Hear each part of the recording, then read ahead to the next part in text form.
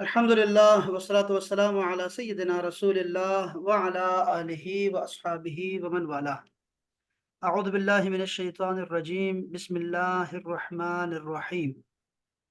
अहबाब, आज हम पढ़ने वाले हैं सूरह अल बकरा की 25वीं आयत, जो कि कुफ़ार और जो लोग कुरान मजीद में शक करते हैं उनके लिए वईद के बाद मोमिनीन की खुशखबरी पर जो है वो मबनी है। और अल्लाह ने फरमाया इस दफ़ा, ये 25वीं आयत है जी। वबश्शिरिल्लज़ीन आमनू व अमिलुस्सालिहाति अन्न लहुम जन्नातिन तजरी मिन तहतिहल अनहार।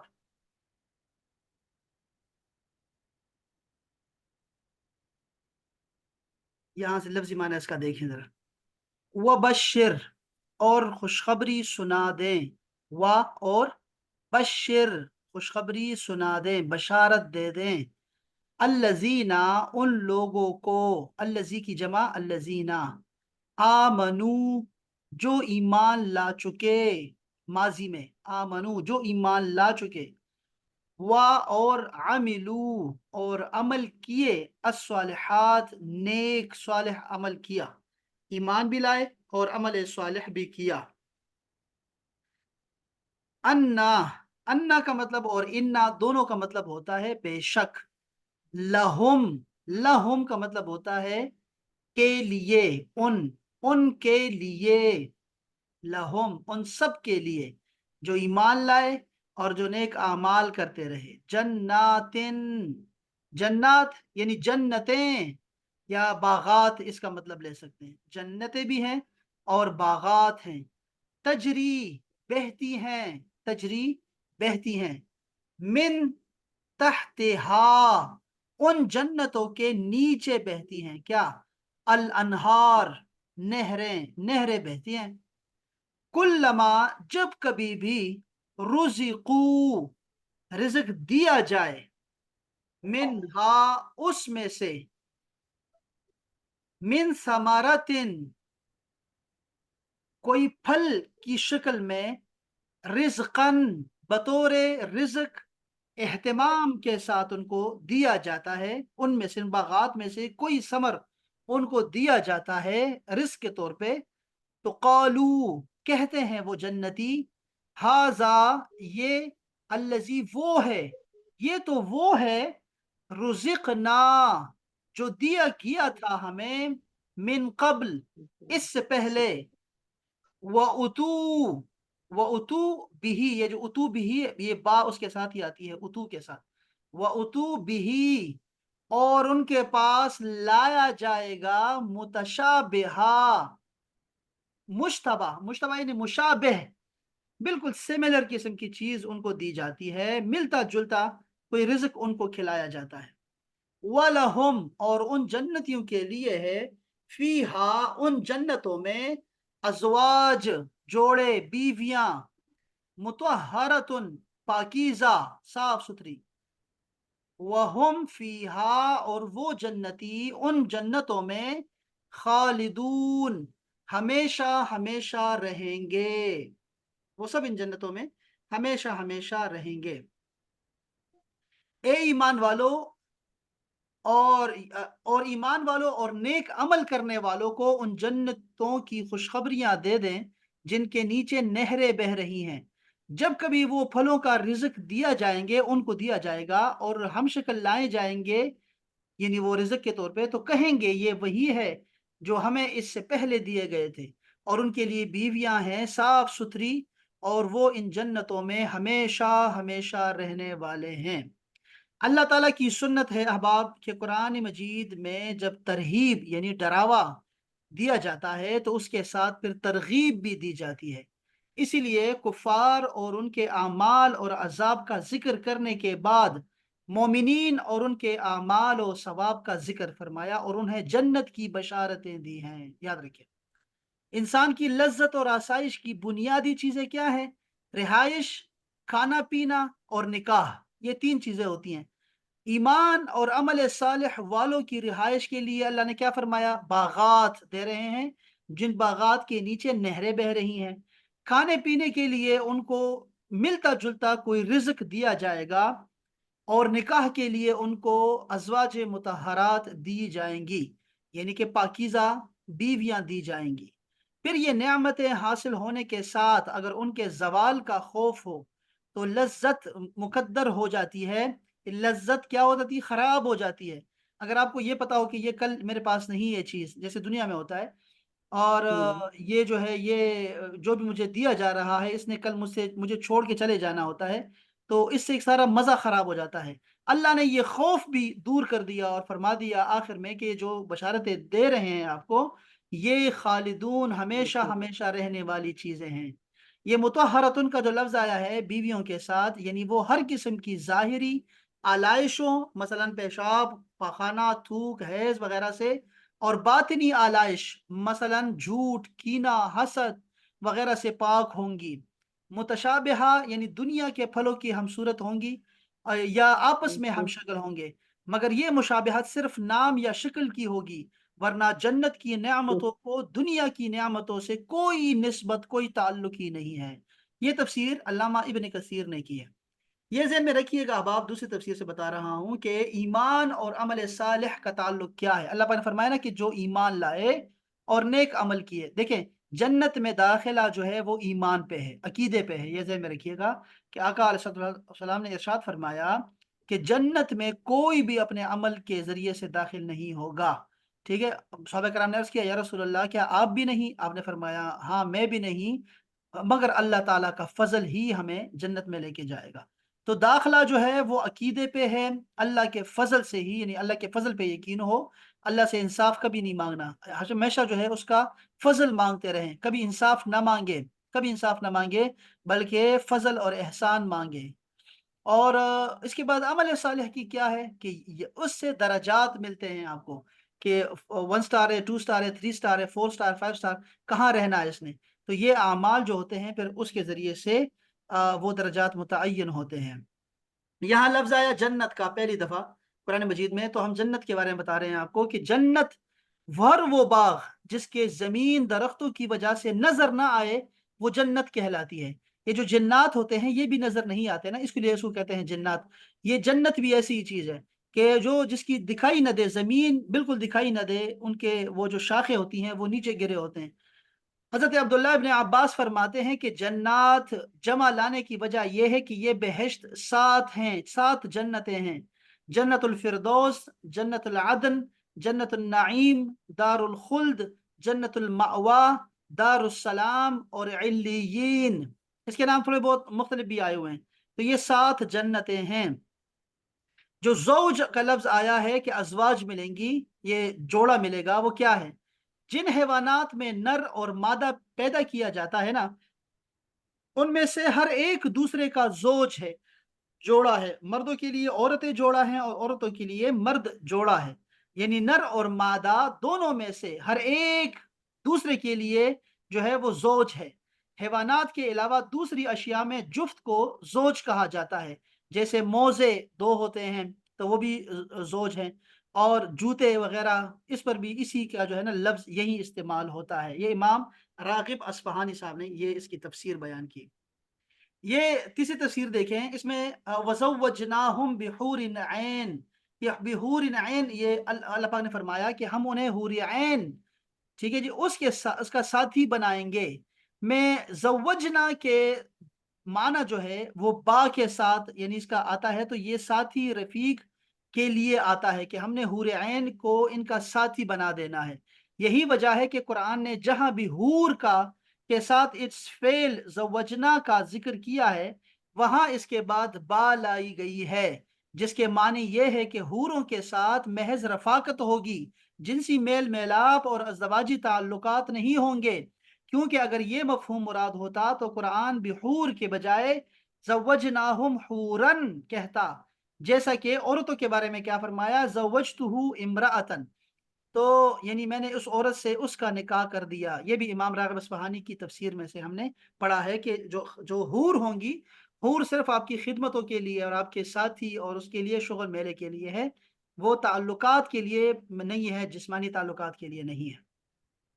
یہاں پہ حضرت عمار بن یاسر فرماتے ہیں وہ جب حدیث واقعہ آیا تھا نا عفق کا، جس پہ سیدہ عائشہ پہ تہمت لگی تھی اور بہتان لوگوں نے باندھا تھا، اور وہ جھوٹ ایک بہت پھیل گیا تھا، اس میں حضرت عمار بن یاسر نے فرمایا لوگوں کو کہ یار واللہ اللہ جو ہے وہ تمہارا امتحان لے رہا ہے، ورنہ تو رسول اللہ صلی اللہ علیہ وسلم کی دنیا میں بھی سیدہ عائشہ ان کی ازواج مطہرات میں سے ہے، جوڑا ہے، اور آخرت میں بھی سیدہ عائشہ رسول اللہ صلی اللہ علیہ وسلم کے ساتھ ہی رہیں گی، بس صرف اس میں امتحان ہے تمہارے لیے اس واقعہ میں، اور وہ واقعی امتحان تھا، اور اللہ پاک نے پھر قرآن مجید اتارا اس پہ، تو یہ اس میں بھی زوجہ کا لفظ آیا ہوا ہے کہ جو دنیا کی عورتیں ہوں گی یہی ہماری وہاں بھی ہماری ازواج ہوں گی۔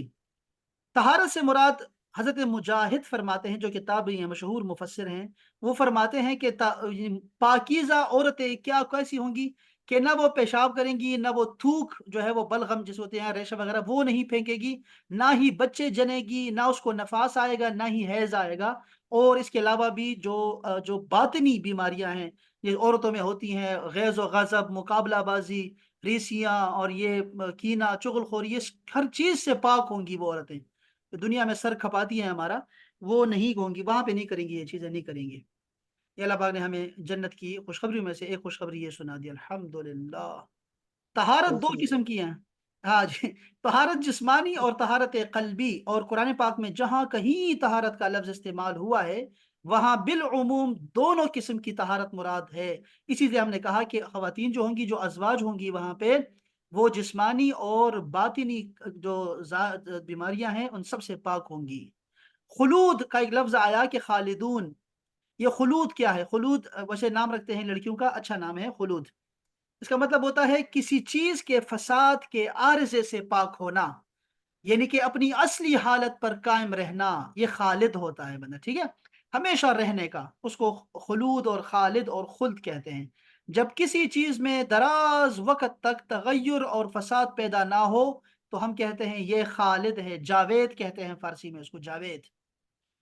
قرآن پاک نے فرمایا کہ لعلکم تخلدون، شاید تم ہمیشہ ہمیشہ رہو گے جنت میں۔ خلود کے معنی یہ ہیں کہ اس میں تمام چیزیں اپنی اپنی اصل حالت پر قائم رہیں گی اور ان میں تغیر پیدا نہیں ہوگا، یاد رکھیے ان میں کوئی تغیر نہیں آئے گا، یہ جو نعمتیں اللہ پاک نے گنوائی ہے نا، یہ نعمتیں انسان کے پاس رہیں گی۔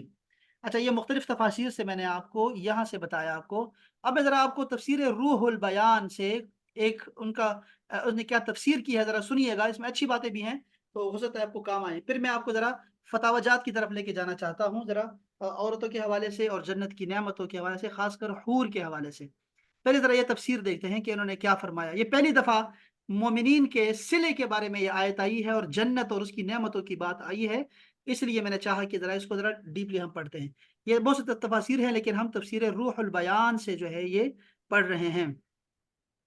وبشر الذین آمنوا، بشارت ہر اس خبر کو کہتے ہیں جسے سن کر سرور اور فرحت حاصل ہو، یاد رکھیں، بشارت ہر وہ خبر جس سے سرور اور فرحت پیدا ہو، یعنی آپ یہ دیکھیں کہ بشارات جس کہتے ہیں جس کو اچھے خواب کہا جاتا ہے، ہر وہ خواب جو آپ کے دل کو مطمئن کرے اور آپ کے چہرے پہ مسکراہٹ آئے، اطمینان آئے، وہ بشارات میں شامل ہے، جسے اللہ تعالیٰ اللہ کا مقصود یہ ہوتا ہے کہ بندہ میرا خوش ہو جائے، دنیا میں ہی خوش ہو جائے۔ اب معنی یہ ہوگا کہ محمد سید عربی صلی اللہ علیہ وآلہ وسلم جو یہ عقیدہ رکھتے ہیں کہ قرآن کریم اللہ تعالیٰ کی جانب سے نازل ہوا ہے، ان کے دلوں کو خوش فرمائیے میرے حبیب، اس معنی کے لحاظ سے خطاب نبی کریم کو ہی ہوگا کہ آپ ذرا خوشخبری سنا دیں، اور اسی لیے آپ کا ایک لقب جو ہے صفت وہ بشیر ہے، مبشر بھی ہے، مبشر اور بشیر بھی ہے، خوشخبری سنانے والا، بشارتیں دینے والا نبی۔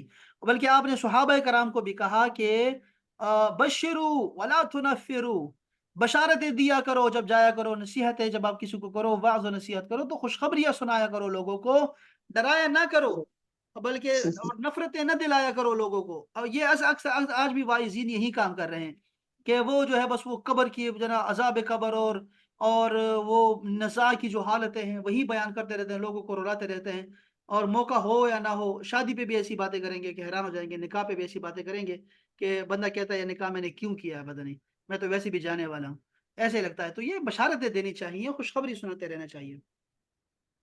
اچھا جی، इसके अलावा अच्छा, ये है बशारत के खुशखबरियाँ सुनाएँ जिससे सुरूर पैदा हो और दिलों में जो है दिलों को इत्मीनान हासिल हो। अल्लाह पाक ने फरमाया उनके लिए जन्नतें हैं, उनके लिए बागात हैं जिनमें फलदार दरख्त हैं और जन्नत उसे भी कहते हैं जिसमें खजूर के दरख्त हों और फिरदौस वो जन्नत होती है जिसमें अंगूर हों। और जन्नत को जन्नत इसीलिए कहते हैं कि इसमें दरख्तों की टहनियाँ एक दूसरे से लिपटी होती हैं और फिर वो मकाम दरख्तों से ढका छुपा होता है। ऐसे मालूम होता है कि गोया वो एक पर्दा है। और जन्नत क्या है? यकबार करने के मानों में भी आता है। ये मुख्तलिफ मानी है जन्नत के। कहते हैं कि दारुस्सवाब को दारुस्सवाब क्यों कहते हैं? इसलिए कि इसमें नेमतों का बहुत बड़ा मअवा और मलाज है। इसमें नेमतें हैं और लज्जतें हैं इसमें, और ठिकाना है अच्छे लोगों के लिए। जन्नात की जमा को जन्नात को जमा क्यों लाया गया है और फिर उसको तनवीन क्यों दी गई है? सवाल है, लोग करते हैं। चलो, दरअसल जन्नत दारुस्सवाब के मजमूए का नाम है और इसमें कई जन्नतें हैं और आबिदीन के यानी जो लोग इबादत करते हैं उनके मरातिब के मुताबिक हर एक को दर्जात जो है मुकर्रर कर दिए गए हैं और उनको दिए जाएंगे। फिर उनके अलग अलग तबके का नाम जन्नत है और ये कुल 8 जन्नतें हैं। अब देखिए, आप सुना, यहाँ 8 कह रहे हैं। दारुल जलाल, एक जन्नत का नाम क्या है? दारुल जलाल। ये तमाम नूर ही नूर है। शहर, घर, मोहल्लात, बर्तन, दरवाजे, खिड़कियां, बालाखाने, ऊपर नीचे, पर्दे, जेवरात, गर्ज के हर शे जो इसमें है वो नूर की बनी हुई है। इसको दारुल जलाल कहते हैं। फिर है दारुल करार। इसमें तमाम अशिया मरजान की बनी हुई है। मरजान, मैंने बताया था आपको, मरजान जो है ये समंदर के अंदर एक जड़ी बूटी है। समंदर के अंदर रहती है तो ये जड़ी बूटी रहती है, बाहर निकालें तो उसको पत्थर बन जाती है। ये अल्लुअलु वल मरजान, अल्लाह पाक ने इसकी सिफत बयान की है। मुबारक पत्थर है, कुरान मजीद में इसका जिक्र है और नेमतों में से अल्लाह पाक ने इसको शुमार किया है, मरजान। जिसके बाद है दारुस्सलाम, ये जन्नत का नाम है। इसमें तमाम चीजें याकूत और अहमर की होंगी। याकूत जो होता है, ये इसमें जो सुर्ख है वो सबसे आला है याकूत में। तो इसलिए फरमाया कि दारुस्सलाम में हर चीज याकूत अहमर की बनी होंगी। जन्नत अदन, इसकी तमाम अशिया जो है वो जबरजद की बनी हुई है। जन्नतुल मावा, ये खास सोने की बनी हुई है। जन्नतुल खुल्द, ये खालिस चांदी की बनी हुई है। जन्नतुल फिरदौस, ये लुअलुअ की बनी हुई है, मोतियों की बनी हुई है। और इसकी दीवार की ईंटें एक सोने की और एक चांदी की और एक याकूत की, एक जबरजद की। इसका जो गारा है वो मुश्क खालिस का है। इसके महल्लात याकूत के हैं, बालाखाने लुअलुअ के। इसका मैदान सोने का और जमीन चांदी के है। रोड़े मरजान के, मट्टी मुश्क की है और अंगूरी जाफरान और अंबर की है। और आठवां जो जन्नत है, वो आठवीं जन्नत वो है जन्नतुन नईम, ये जबरजद की है। अब ये कोई पूछे ये कहाँ है, तो आपने कहना है तफसीर रूहुल बयान में ऐसे बयान किया गया है। तो यह हदीस भी उन्होंने इस पे नकल की है कि हदीस पाक में आता है कि जब मोमिन बहश्त में दाखिल होगा तो 70,000 बाग देखेगा। उस बाग में 70,000 दरख्त होंगे और हर दरख्त पर 70,000 पत्ते होंगे और हर पत्ते पर लिखा होगा ला इलाहा इल्लल्लाह मुहम्मदुर रसूलुल्लाह सल्लल्लाहु अलैहि वसल्लम उम्मतुन मुज़निबा व रब्बुन गफूर। हर पत्ते की चौड़ाई की मुसाफत मशरक ता मगरिब जो है ना इसका फासला होगा। इसके बाद फरमाया कि तजरी मिन तहत हल अनहार, इसके नीचे जो है वो नहरें बहती हैं। कहते हैं ये जुमला जन्नात की क्या है, जो जितनी भी जन्नतें हैं उसकी सिफत है कि उसके नीचे पानी रवा होगा, बस ये एक उसकी अलामत है। तो इससे बड़ी और दरिया से छोटी होगी। कहते हैं कि ये पानी की जारी होने का मतलब ये है कि जैसे नील जो मिस्र की नहर है, इससे इसका पानी मुराद है। अच्छा, ये जो नील है ना, दरियाए नील जो मिस्र में है, और फुरात, ये दोनों जो हैं ये जन्नत से हैं। ये हदीस पाक में आता है कि ये जन्नती नहरें हैं। पता नहीं क्यों इसका ऐसा कहा गया है। वैसे ये तंजानिया में एक लेक है, वहां से चलती है और आके इतने मुल्कों को सैराब करती हैं। जो एक वजह मेरे जहन में आई वहाँ ये नक्शे सारे देख देख के, कि ये आपको पता है कि सद्द आली के नाम से एक बहुत बड़ा डैम बनाया है, 500 किलोमीटर पे है, जिसका 300 जो है वो सूडान में है और 200 जो है वो किलोमीटर जो है वो इसमें है, मिस्र में है। तो इसी पे सारा गुजारा है मिस्र का। मैं अगर आपको नक्शा दिखाऊं तो आपको अंदाजा होगा कि जो मिस्र है اس کی بھی ساری آبادی کا انحصار دریا نیل پہ ہے۔ اسی طرح حال فرات کا بھی ہے۔ تو یہ ساری جو ہے یہ نہریں جو ہیں یہ شاید کہ مخلوق کے لیے یہ جنت ہے اس دنیا میں اور زندگی کی علامت ہے، شاید اس وجہ سے ایسا کہا گیا ہوگا۔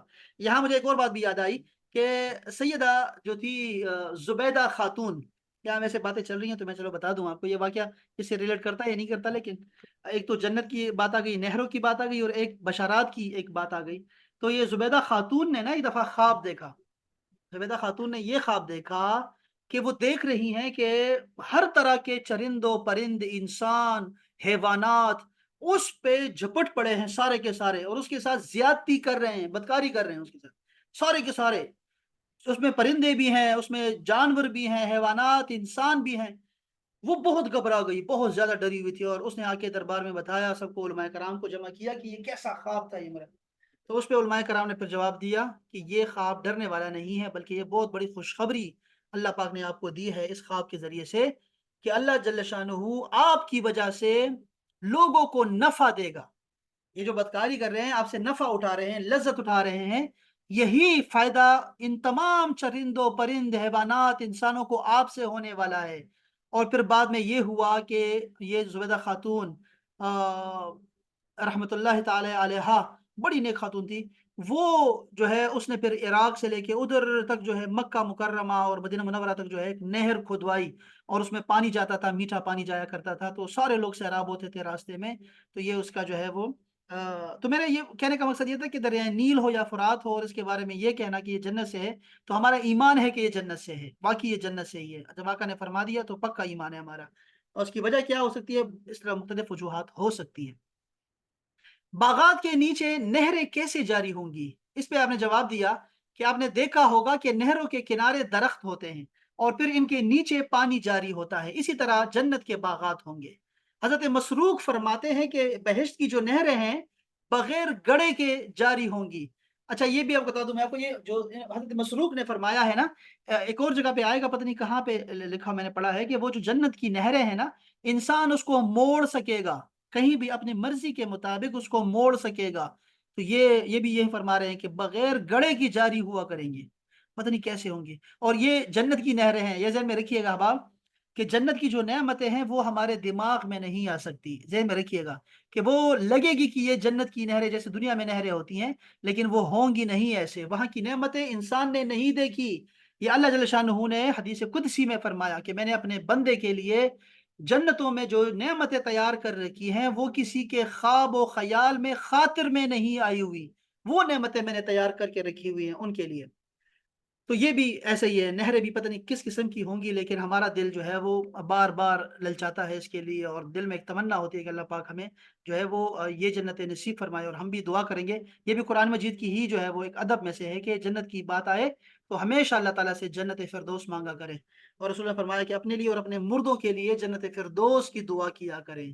تو ہم بھی دعا کرتے ہیں کہ اللہ جل شانہ ہمیں بھی جنت فردوس میں اعلیٰ مقام عطا فرمائے۔ سب سے آمین زیادہ سب سے آمین زیادہ جو پاکیزہ اور اچھا باغ ہوتا ہے نا جی، جس کے نیچے گھنے اور درخت گھنے ہوں اور اس میں نہریں جاری ہوں، ہر بندہ یہ پسند کرتا ہوتا ہے۔ اسی طرح کے باغ میں حسن و کمال، راحت و سرور پیدا نہیں ہوتا جہاں پھر وہ باغ تصویر کی مانند ہوگا جس میں روح نہ ہو، اور کیا ہو، جسم جس میں جان نہ ہو، اگر جس میں نہریں نہ ہو، باغات نہ ہو، اس کے کیا مزہ؟ اسی لیے اللہ پاک نے بار بار یہ فرمایا نہریں چار قسم کی ہوں گی: شراب کی، دودھ کی، شہد کی، پانی کی۔ جب پانی کی نہر سے کچھ پیئیں گے تو ان کے بدنوں میں تربیت آ جائے گی اور اس کے بعد پھر کم نہیں ہوں گے۔ جب شہد سے کچھ پیئیں گے تو شفا اور تندرستی پائیں گے، اس کے بعد پھر بیمار نہیں ہوں گے۔ جب شراب کی نہر سے پیئیں گے تو سرور اور راحت پائیں گے، پھر اس کے بعد غمگین نہیں ہوں گے۔ پھر اس کے بعد انہوں نے پھر مولانا روم کا جو ہے وہ پورا ایک مثنوی شریف کا ایک پورے ربائی پیش کی ہے۔ عرش کے پائے پر چوڑا کر کے بسم اللہ الرحمن الرحیم لکھا ہوا ہے۔ بسمے کے میم سے پانی کا چشمہ، اللہ کے ہاں سے دودھ کا چشمہ، رحمان کے میم سے شراب کا چشمہ، اور رحیم کے میم سے شہد کا چشمہ جاری ہے، اور ان نہروں کا منبع ہے یہ سب، یعنی یہ اوپر سے آ رہی ہیں عرش سے، اور پھر یہ سب کی سب کوثر میں جاتی ہیں جہاں ہمارے نبی صلی اللہ علیہ وآلہ وسلم کا حوض ہے، اور وہ ابھی بہشت میں موجود ہے۔ اور قیامت کے میدان میں صرف مومنین کی پیاس بجھانے کے لیے اسے منتقل کیا جائے گا، پھر وہاں سے اسے بہشت میں پہنچایا جائے گا۔ حوض کوثر کی بات ہو رہی ہے۔ بہشت میں ایک چشمے کافور کا بھی ہے، دوسرا زنجبیل کا، تیسرا سلسبیل کا، اور چوتھا رحیق کا، جس کا مزہ تسنیم سا ہے۔ ملائکہ کے واسطے اہل جنت کو پلایا جائے گا، لیکن مومنین کو اللہ تعالیٰ بلا واسطہ شراب طہور خود پلائے گا۔ اللہ اکبر، واہ واہ واہ واہ۔ کلما رزقوا منہا سے کیا مراد ہے؟ جب دیے جائیں گے بہشت سے روزی، یعنی جب کھلائے جائیں گے ثمر میں سے کوئی ثمر سیب یا انار خاص ہی اس سے مراد نہیں ہے، بلکہ انواع اسمار اس میں سے ایک کوئی نو کھلائی جائے گی، کوئی ایک قسم کھلائی جائے گی۔ اور لفظ من پہلا اور دوسرا دونوں ابتدا کی غایت کے لیے ہے، کیونکہ رزق کی ابتدا جنت سے اور جنت کے رزق کی ابتدا ثمرہ سے ہوگی۔ یاد رکھیں کہ سب سے پہلے جو کھلایا جائے گا وہ فروٹ کھلایا جائے گا جنت کی نعمتوں میں سے۔ اللہ اکبر، فروٹ۔ اچھا دیکھو، فروٹ کیا چیز ہے؟ جب آپ سفر کرتے ہیں نا، کہ ایک شہر سے دوسرے شہر جاتے ہیں، تو اکثر یہ ہوتا ہے کہ ہمارا پیٹ خراب ہو جاتا ہے، ہمیں ہوائی راس نہیں آتی، لیکن آپ وہاں جا کے بہترین طریقہ یہ ہے، میں بھی بہت سفر کرتا ہوں، آپ لوگ بھی سفر کرتے ہوں گے، بہتر طریقہ یہ ہے کہ آپ وہاں جا کے نا فروٹ کھایا کریں، فروٹ۔ اور فروٹ میں رسول اللہ صلی اللہ علیہ وسلم نے ہمیں فرمایا ہوا ہے کہ اس میں ٹھنڈے ہوتے ہیں، اس میں گرم ہوتے ہیں، اپنی طبیعت کے مطابق فروٹ کھائیں تو اسے آپ کو کوئی نقصان نہیں ہوگا۔ جنت میں سب سے پہلے جو نعمت کھلائی جائے گی وہ ہوں گے فروٹ ہوں گے، اور جس طعام سے حیوان نفع اٹھائے ہیں وہ رزق کہلاتا ہے۔ واہ واہ واہ، وہ بہت ساری باتیں ہیں یہاں، اتنی خوبصورت باتیں ہیں، سارے پڑھنا بڑا مشکل ہو جائے گا۔ بہشتی میوے صرف نام سے ہمارے میووں کے مطابق ہوں گے، ورنہ ای کجا اور آ کجا بہشت کا میوہ نقصان دہ نہیں ہوگا، تاکہ معلوم ہو کہ دنیاوی میوہ جات کے مقابلے میں بہشت کے میوہ جات کتنے نرم، خوشنما اور لذیذ ہیں۔ اس سے وہم نہ ہو کہ دنیا اور بہشت کے میوہ جات کے مابین مشابہت ہی نہیں ہوگی، یہ عقلاً بھی محال ہے۔ اس لیے قاعدہ یہ ہے کہ اسما کا اطلاق اتحاد نوعی کے ساتھ ہوتا ہے، اسی قسم کا ہوگا۔ اچھا جی، جو اس کے بعد کیا ہے جی؟ یہ جو صحابہ کرام تفسیر بیان کرتے ہیں نا، پھر جو تابعین تفسیر بیان کرتے ہیں، وہ بڑا خلاصہ ہوتا ہے۔ اللہ اکبر۔ ایک شخص نے حضور صلی اللہ علیہ وآلہ وسلم کی خدمت میں یہ عرض کیا کہ اے ابو القاسم، یہ رسول اللہ کی کنیت ہے، آپ کا گمان ہے کہ اہل جنت کھائیں گے بھی اور پیئیں گے بھی؟ جنتی بھی کھائیں گے اور پیئیں گے؟ آپ نے فرمایا ہاں، اللہ کی قسم جس کے قبضہ قدرت میں محمد کی جان ہے، بے شک ایک بہشتی کو کھانے پینے اور جماع میں دنیا کے 70 آدمیوں کی طاقت دی جائے گی۔ میں نے کہا جو کھاتا ہے تو قضاء حاجت کی بھی ضرورت ہوتی ہے، حالانکہ بہشت اس سے پاک ہے۔ آپ نے فرمایا وہاں کی قضاء حاجت پسینہ ہے، جو کہ مشک سے بھی زیادہ خوشبوناک ہے۔ وَهُمْ فِيهَا خَالِدُونَ، ان کے لیے بہشت میں ازواج ہیں، یعنی عورتیں ہیں اور حوریں ہوں گی۔ مطہرتن سے مراد ہے پاک، یعنی حیض، نفاس، بول، غائز اور منی، مخاط، بلغم، وریم، ریم، آ، اور میل کچیل اور سر کا درد، یعنی انہوں نے سر کا درد سر بھی لکھ دیا اس میں، اور دیگر درد اور ولادت اور تبا کی کراہت اور بدخلقی، تبا کا میلان الی الغیر وغیرہ وغیرہ، بے وفائی، جفا جو عورتوں میں پائی جاتی ہے، وہ چیز کچھ بھی نہیں ہوگا، ان تمام چیزوں سے صاف ستھری ہوا کریں گی۔ متحرتن، طاہرہ، متحرہ، متطہرہ سے زیادہ بلیغ ہے یہ لفظ متحرہ، زیادہ اچھا لفظ ہے، خوبصورت لفظ ہے، اور اللہ پاک نے فرمایا اسی لیے جنت کی بیویوں کے لیے یہی فرمایا۔ اچھا جی، حضرت حسن فرماتے ہیں، حضرت حسن رضی اللہ تعالیٰ عنہ، یہ حضرت حسن سے مراد امام حسن رضی اللہ تعالیٰ عنہ مراد ہیں، اور حسن بصری بھی مراد ہو سکتے ہیں، ٹھیک ہے۔ دراصل حوریں یہی کی عورتیں ہوں گی جو دنیا میں تھی، اب انہیں صاف ستھرا کر کے بہشت میں بھیجا جائے گا۔ یہ حضرت امام حسن کا قول کس نے نقل کیا ہے؟ آپ نے حوالہ روح البیان کا بیان کرنا ہے۔ حضرت عبداللہ ابن عباس فرماتے ہیں کہ حور عین پاؤں کی انگلیوں سے لے کر گھٹنوں تک زعفران سے پیدا کی گئی ہے، اور پھر گھٹنوں سے پستان تک خالص مشک سے، پستانوں سے گردن تک عنبر الشہب کی، عنبر یعنی کہ ابیض سے، سفید عنبر سے، پھر گردن سے سر تک کافور سے۔ جب متوجہ ہوتی ہیں تو اس کے منہ کے نور کی چمک ایسے معلوم ہوتی ہے جیسے اہل دنیا کے لیے سورج کے نور کی چمک۔ وہم فیہا خالدون، ہمیشہ زندہ رہیں گے، مریں گے نہیں، اور نہ ہی جنت سے نکالے جائیں گے۔ حضرت اکرمہ فرماتے ہیں کہ اہل جنت 30 سال کے جوان معلوم ہوں گے، مرد اور عورتیں ایک ہی سن کے ہوں گے، ایک ہی عمر کے ہوں گے۔ ان کے قد اپنے باپ حضرت آدم علیہ السلام کی طرح 70 گز قد کے ہوں گے، اور نوجوان اور بے عیب ہوں گے۔ ان پر 70 پوشاکیں ہوں گی، 70 پوشاکیں ہوں گی، پھر ہر پوشاک ہر لہجہ 70 رنگ بدلے گی، نہ تھوکیں گے نہ کھنکاریں گے، اور نہ ہی بری اور مکروہ شے ان میں پائی جائے گی۔ ہر دن جمال اور حسن میں بڑھتے رہیں گے، جیسے اہل دنیا ہر دن بڑھاپے اور کمزوری میں بڑھتے رہتے ہیں۔ نہ ان کا شباب ختم ہوگا، نہ ان کے کپڑے بوسیدہ ہوں گے۔ کیا خوبصورت تعریف حضرت اکرمہ نے یہ بیان کی ہے اہل جنت کی۔ اللہ اکبر، جان اے جان من، دیکھا آپ نے، یہ فائدہ فالقہ ہے فائدہ، جب امام صاحب فرما رہے ہیں یہ جو اسماعیل حج فرماتے ہیں مفسر کے، لذات میں سب سے بڑی لذت مکان، طعام اور نکاح ہے، جیسے کہ استقراء کا تقاضا ہے، اور ان سب کی اعلیٰ لذت و دوام اور ثبات ہے۔ یعنی 3 چیزیں چاہیے انسان کو، مکان، طعام اور نکاح، لیکن ان سب کو جو اس کی اعلیٰ شکل ہے وہ یہ ہے کہ اس کو دوام بھی حاصل ہو۔ ایسے نہیں کہ ایک رات کے لیے 5 اسٹار چلے گئے اس کے بعد کبھی نہیں دیکھیں گے، ایسا نہیں ہے، بلکہ دوام اور اثبات حاصل ہوتا ہے اس کو۔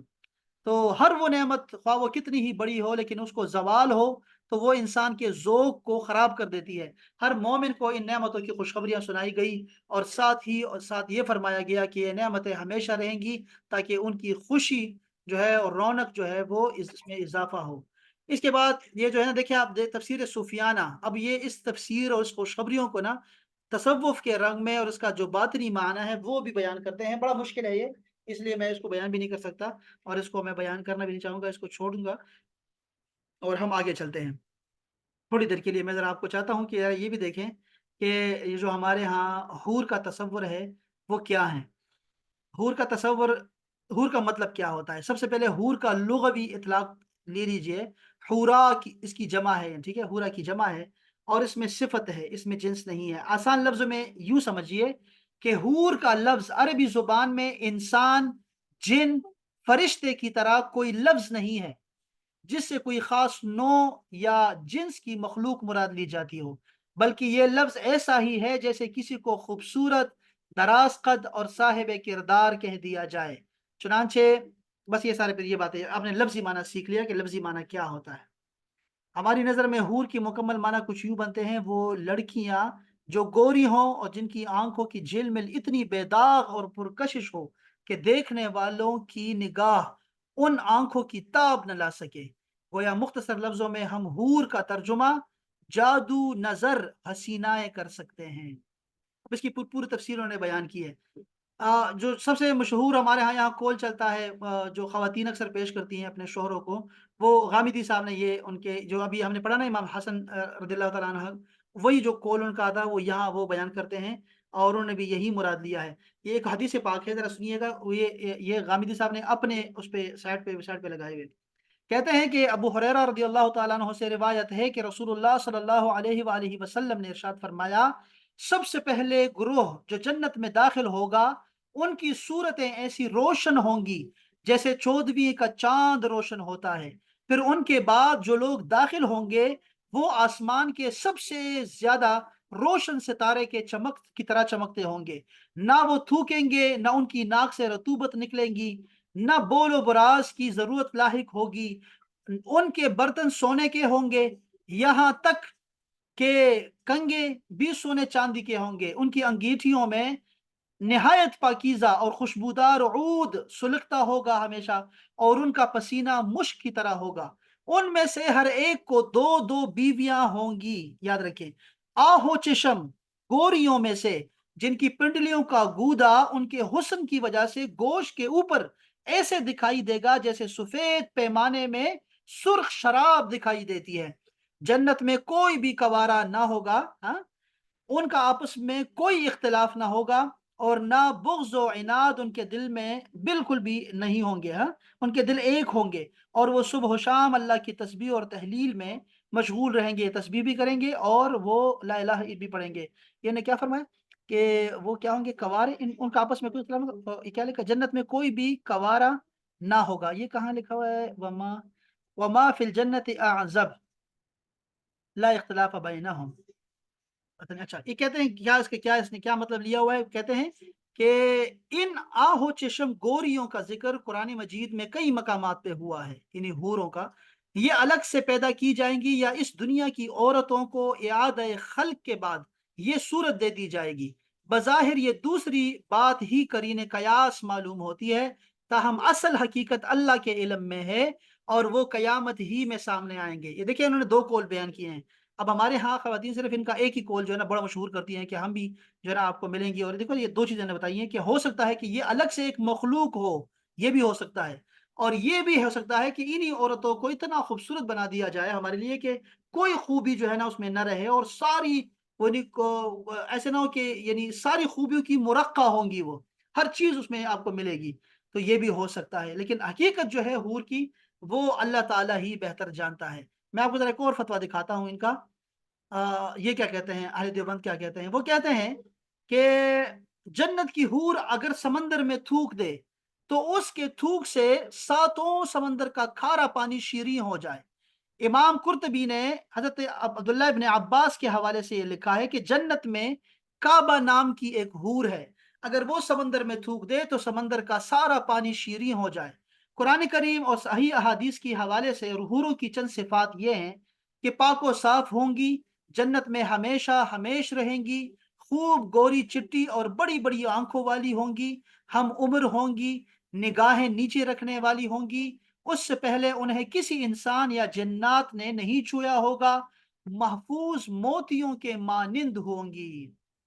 اچھا، ہر حور ایسی ہوں گی کہ اگر وہ زمین کی طرف جھانک لے تو اس کے حسن کی وجہ سے پوری دنیا روشن ہو جائے، اور اس کی خوشبو سے پوری دنیا معطر ہو جائے، اور اس کی اوڑھنی دنیا اور دنیا کی تمام چیزوں سے بہتر ہے۔ شدت حسن اور لطافت سے کئی کئی جوڑے پہنے کے باوجود ان کی پنڈلیوں کا گودا نظر آئے گا، یہ صحیح حدیث پاک میں۔ اور حور مزید کے بارے میں کہتے ہیں کہ اس کے رخسار آئینے سے زیادہ صاف اور شفاف ہوں گے، جنتی کو اس کے چہرے پہ اپنا چہرہ واضح نظر آئے گا، اور اس کا معمولی ترین موتی ایسا ہوگا کہ اگر وہ دنیا میں آ جائے تو مشرق و مغرب کو روشن کر دے۔ یہ صحیح ہے اور مسند امام احمد کی احادیث میں سے یہ انہوں نے دیا ہے۔ ایک اور فتویٰ دکھاتا ہوں پاکستان کے ان لوگوں کا کہ کیا کہتے ہیں، جنت میں مباشرت کے لیے نہ جنتی مرد کی منی خارج ہوگی نہ غسل لازم آئے گا، اسی طرح حوریں بھی حیض نفاس سے پاک ہوں گی۔ روایات سے یہ معلوم ہوتا ہے کہ مسجد سے تکلیف دہ چیز اور کچرے وغیرہ کو نکالنا حور عین کا حق کے مہر ہے۔ یاد رکھیں، حق مہر کیا ہے؟ مسجدوں کو صاف کرنا اور ہر طرح کی گندگی سے اس کو صاف رکھنا۔ لہٰذا مسجد سے بال وغیرہ پھینکنا، لہٰذا مسجد سے بال وغیرہ پھینکا بھی تو حور عین کا مہر ادا ہو گیا۔ جنتی عورت اگر دنیا میں شادی شدہ تھی تو جنت میں اپنے جنتی شوہر کے ساتھ رہیں گی اور شوہر کو ملنے والی حوروں کی سردار ہوں گی، اور اگر دنیا میں اس جنتی عورت کے متعدد شوہر ہوں، یعنی عورت نے اپنے شوہر کے انتقال یا اس کے طلاق دینے کے بعد دوسری شادی کی ہو، تو وہ جنت میں اپنے کس شوہر کے ساتھ رہے گی؟ اس کے بارے میں علماء کرام صحابہ کرام نے الگ الگ سے بات کی ہے، اور ان میں کیا فرمایا کہ اس عورت کو اختیار دیا جائے گا کہ جس کے ساتھ اس کی زیادہ موافقت تھی دنیا میں اسی کو اختیار کرے۔ وہ دوسرے کہتے ہیں نہیں، وہ عورت اپنی آخری شوہر کے ساتھ رہے گی، اور بعض کہتے ہیں کہ نہیں، ایسے تطبیق کر سکتے ہیں کہ اگر سب شوہر حسن خلق میں برابر ہوں تو آخری شوہر کو ملے گی، ورنہ اسے اختیار دیا جائے گا۔ صحیح ترین احادیث ہر جنتی کے لیے دو بیویاں ثابت کرتا ہے، اور جن احادیث میں اس سے زیادہ کا ذکر ہے اس سے مراد باندیاں ہیں، اور جنت کے طبقات کے لحاظ سے ان کی تعداد بھی مختلف ہے۔ البتہ روایات میں ہر ادنا جنتی کے لیے 72 حوروں کا تذکرہ موجود ہے۔ نیز جنت میں حوروں کا ہونا قرآن مجید اور احادیث سے ثابت ہے، لہٰذا اس کا انکار کرنے سے قرآنی آیت کا انکار کرنا لازم آتا ہے، جو کہ کفر ہے۔ حوروں کا ہمیں تو ایمان ہونا چاہیے، وہ کیسی مخلوق ہے اس کو ہم اللہ تعالیٰ پہ چھوڑ دیتے ہیں، کیونکہ ہم نے جنتی جو نعمتیں ہیں اس کے بارے میں ہمارا دماغ جو ہے وہ اس کا فیصلہ نہیں کر سکتا۔ تو ہمارے تمام آیات پہ اور احادیث پہ ہمارا मुकम्मल जो है वो ईमान है। अब देखो इसमें आयात क्या है, ज़रा मैं 2-3 मिनट में ये इसको पढ़ता हूँ आपके सामने।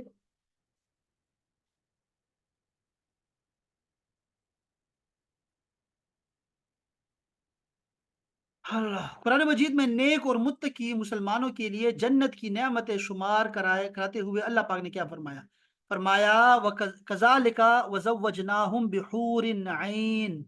फरमाया और ये बात इस तरह है कि और हमने उनका गोरी गोरी बड़ी बड़ी आंखों वालियों से ब्याह कर दे जन्नतियों का, तकिया लगाए हुए तख्तों पर जो बराबर बिछाए हुए हैं, और हम उनका गोरी गोरी बड़ी बड़ी आंखों वालियों यानी हूरों से ब्याह कर देंगे। और उनके लिए गोरी गोरी बड़ी आंखों वाली औरतें होंगी, मुराद हूरें हैं, जैसे हिफाजत से पोशीदा रखा हुआ मोती।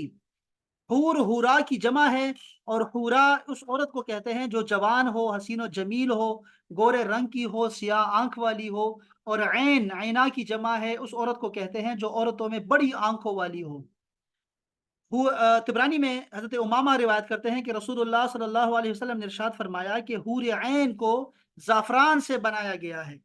इमाम बैहकी ने हज़रत अनस से मरफ़ूअन रिवायत की है, अब्दुल्लाह बिन अब्बास से मौकूफ़ है, और मुजाहिद ने भी यही तफसीर की है कि अल्लाह ताला ने हूरों को मिट्टी से नहीं बनाया, याद रखें, बल्कि उनका तख्लीकी क़वाम जो उनका है, जो ढांचा है, वो मुश्क, काफूर और ज़ाफ़रान का बना हुआ है। इसका मतलब है कि ये हूर दुनिया की औरतें नहीं हैं, बल्कि ये अलग से मखलूक है। ये सारी अहादीस उस पे दलाइल दे रही हैं हमें। अपने इब्ने अबी दुनिया ने हज़रत अनस से रिवायत किया कि आपने फरमाया सल्लल्लाहु अलैहि वसल्लम ने कि अगर हूर समंदर में थूक दे तो उसके लुआब दहन की शीरनी से समंदर मीठा हो जाए।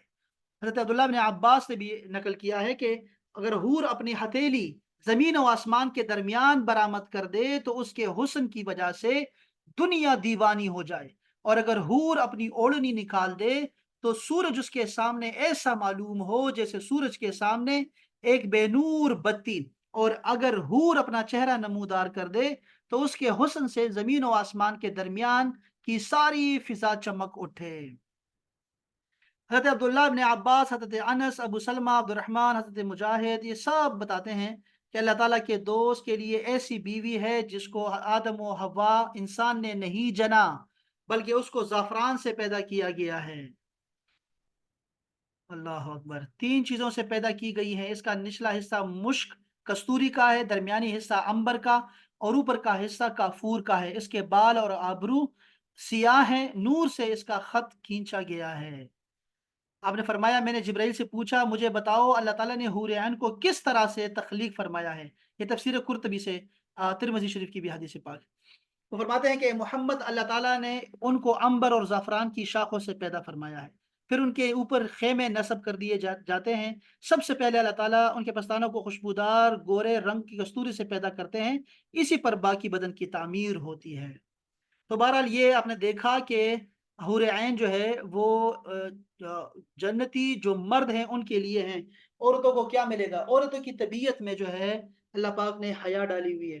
जैसे दुनिया में है कि एक औरत जो है वो ऐसा नहीं है कि 4 मर्दों से शादी कर सकती है, बल्कि औरत जो होगी वो एक वक़्त में सिर्फ़ एक के निकाह में रहेगी।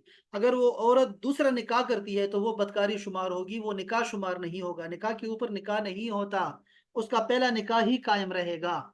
तो औरत की तबीयत में हया है, और उसी की तबीयत में जो है वो ख़्वाहिश नहीं है, रग़बत नहीं है। इसके मुकाबले में जो मर्द होते हैं, उनकी तबीयतों में रग़बत भी होती है, और वो बैक वक़्त 4-4 औरतों के साथ जो है वो निकाह करना हमारे लिए जो हमारी जो शरीयत है, शरीयत मोहम्मदी है, इसमें 4 औरतें एक वक़्त में निकाह में रख सकती हैं। लेकिन अगर एक औरत को तलाक दे या फ़ौत हो जाए तो और भी कर सकते हैं। आका अलैहिस्सलाम ने, आपको पता है कि जो जो खितबात हैं उनके, जो आपके जो मंगनियाँ हैं वो तो बहुत ज़्यादा हैं। उसकी तादाद तो इमाम कुस्तलानी ने लिखा है कि उनकी तकरीबन 29 के करीब आपने जो है वो मंगनियाँ की, यानी बात हुई, निकाह की, और मुख्तलिफ जगहों पे ऐसे ज़रूरत पेश आई। और बाज़ ने खुद इनकार किया, बाज़ जो है वो शादी तक पहुँची, निकाह तक पहुँची नहीं, लेकिन आपने 11 अज़वाज मुतहहरात से जो है वो आपने शादी की। अंबिया कराम की ताकतें और तरह की होती हैं, उनका मिज़ाज और उनकी जो ख़्वाहिशात होती हैं उनमें नहीं होती, वो मासूम होते हैं इन चीज़ों से, लेकिन वो कानून बनाने आते हैं। तो मर्दों में अल्लाह ताला ने ये ख़ासियतें रखी हुई हैं, अल्लाह ताला ने उनसे उनकी तबीयतों के मुताबिक वादे किए हुए हैं।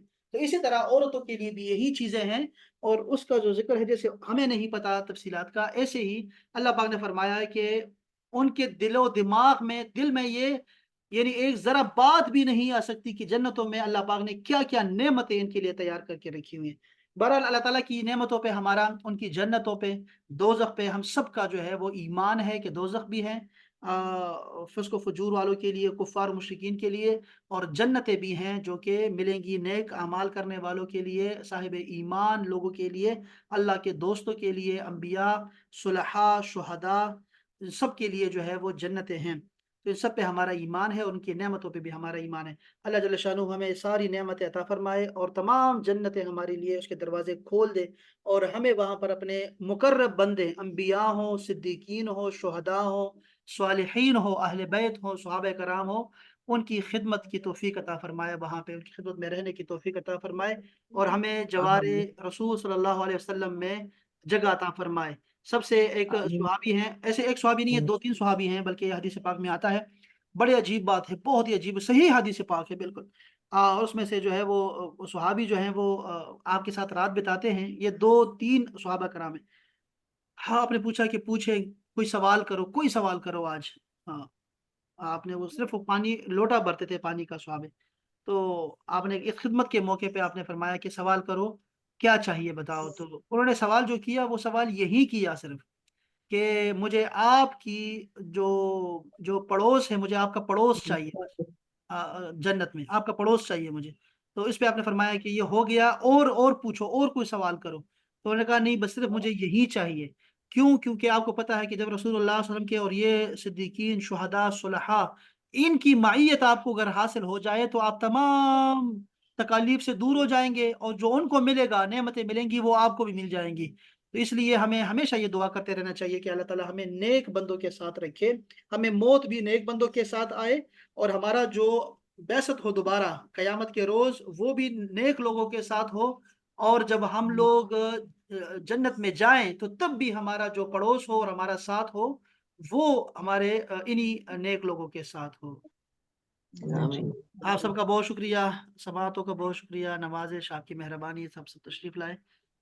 بھائی سر گل، کوشچن ہے جی جی جی جی جی ڈاکٹر صاحب، بات کرتے ہیں انشاءاللہ کہ یہ ازمینہ میرے پاس ٹائم بہت تھوڑا رہ گیا ہے، اور ہم آپ نا گروپ میں سر کر وہ لیتے ہیں، زبر گروپ میں کر لیتے ہیں، بات کر لیتے ہیں اچھا 2 منٹ کے لیے۔ ٹھیک ہے چلیں چلیں، السلام علیکم ورحمۃ اللہ تعالیٰ وبرکاتہ۔ وعلیکم وعلیکم السلام السلام ورحمۃ